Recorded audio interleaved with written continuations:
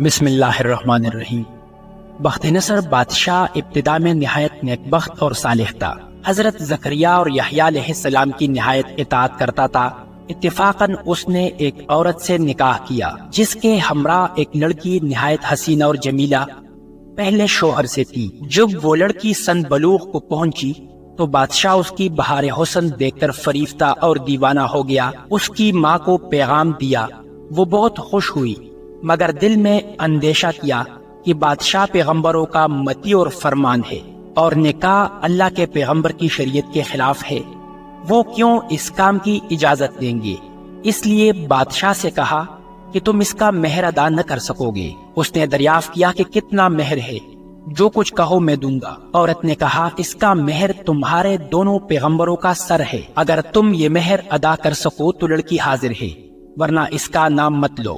بادشاہ نے کہا کہ یہ پیغمبر ہمارے دشمن نہیں بلکہ ہمارے خیرخواہ اور دعا گو ہیں، ان کو بے جرم گناہ قتل کرنا ظلم عظیم ہے، اس کے سوا کچھ مانگو، جو مہر کہو مجھے منظور ہے۔ اس نے کہا اس کے سوا کوئی مہر نہیں ہے۔ بادشاہ نے ہوائے نفسانی سے مغلوب ہو کر فوج کو حکم دیا کہ دونوں بے گناہوں کا سر کاٹ لاؤ۔ حکم کے بموجب سپاہیوں نے جا کر اول حضرت یحییٰ علیہ السلام کو بیت المقدس میں قتل کیا اور حضرت زکریا علیہ السلام یہ حال دیکھ کر جنگل کی طرف بھاگ نکلے۔ فوج پیچھے ہوئی اور شیطان نے ان کی رہنمائی کی۔ جب سپاہیوں نے دبایا اور گیر لیا تو حضرت زکریا علیہ السلام نے ایک درخت سے التجا کی کہ مجھ کو اس وقت پناہ دے۔ وہ درخت پٹ گیا، یہ اس کے اندر سما گئے، وہ پھر بند ہو گیا لیکن قدر کپڑا باہر رہ گیا۔ فوج متحیر ہوئی کہ کہاں غائب ہو گئے۔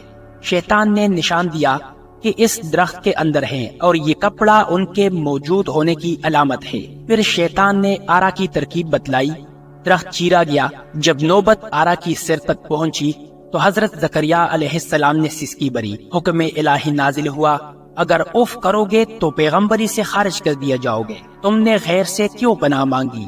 اگر ہم سے التجا کرتے تو کیا ہم پناہ نہ دے سکتے تھے؟ اب اس کا مزہ چکو اور چپ سر پر آرا چلنے دو۔ غرض یہ کہ سر سے پاؤں تک جسم چیرا گیا اور حضرت زکریا علیہ السلام نے دم نہ مارا۔ جب دونوں پیغمبر اس بے دردی سے قتل ہوئے تو غضب الہی نازل ہوا۔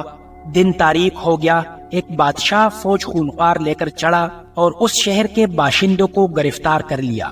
حضرت یحییٰ علیہ السلام کا خون بند نہ ہوتا تھا، جب قبر میں رکھتے تھے تو قبر خون سے لبریز ہو جاتی تھی۔ بادشاہ کے لشکر نے قسم کھائی کہ جب تک خون بند نہ ہوگا میں قتل سے باز نہ رہوں گا۔ ہزارہا آدمی تتیغ کر دیے لیکن خون بند نہ ہوا۔ اس وقت ایک شخص حضرت یحییٰ علیہ السلام کی لاش پر آیا اور کہا کہ تم پیغمبر ہو یا ظالم؟ ایک خون کے بدلے میں 1000 آدمی قتل ہو چکے، اب کیا سارے جہان کو قتل کراؤ گے؟ اتنا کہنا تھا کہ خون بند ہو گیا۔ جامع دمشق میں حضرت یحییٰ علیہ السلام کی قبر مبارک ہے۔ غرض اس بیان سے یہ ہے کہ بجز اللہ کے کسی سے استعانت نہ چاہیے کہ جب ایک نبی کو بھی اللہ تعالیٰ نے بطور تنبیہ کے آرے سے چروا دیا تو ہماری حیثیت کیا ہے؟ چنانچہ اس لیے اس واقعے سے سبق حاصل کرتے ہوئے ہمیں چاہیے کہ نہ تو کبھی کسی پر کوئی ظلم کرے اور نہ اللہ کے سوا کسی سے مدد مانگے۔ اللہ تعالیٰ ہم سب کو عمل کرنے کی توفیق عطا فرمائے، آمین۔